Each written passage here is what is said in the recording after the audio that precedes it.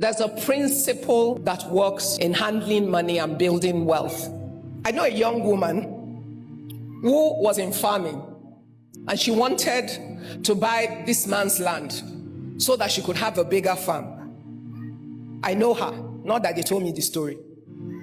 When the man agreed to meet her, he said they should meet on this farm in Otta somewhere. She looked at the expanse of the land. In fact, she went there to lease the land from the man. But when he saw this young woman, thought, you are doing all this, yes. What do you want to do with the land? And she explained all her vision and everything and all of that. The man said to her, do you know what?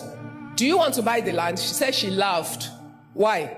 She could not imagine herself buying the land because she can't afford it. So the man said to her, no, go back and think about what you can afford to pay me for this land. So she thought, what kind of thing is this? When you deposit your accounts in heaven, I want you to know that there's always a day of harvest. You don't have to wait to get to heaven to reap the fruits of it. Just understand how God works. So she went back. She thought about all the money she had and all the money she could raise.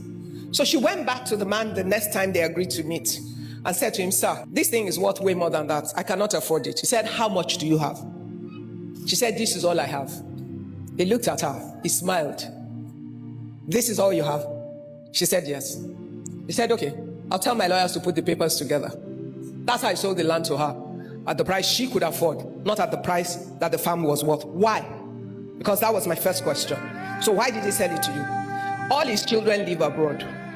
They have no interest in that asset or in his work. The man had labored, he had built up this land and this farm, and for him, he would rather hand it over to someone that will make something of it and use it well than leave it for children that have no interest in it. And therefore, he sold it to this girl for a price that was a fraction of the real value.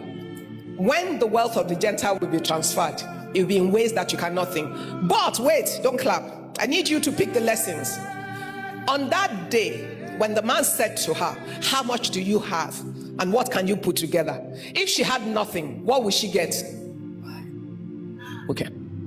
So the wealth of the Gentiles will be transferred to the prepared hands of the children of the kingdom as the Lord facilitates the opportunities and the moments that those things will happen. Now, the question is, what is your preparation?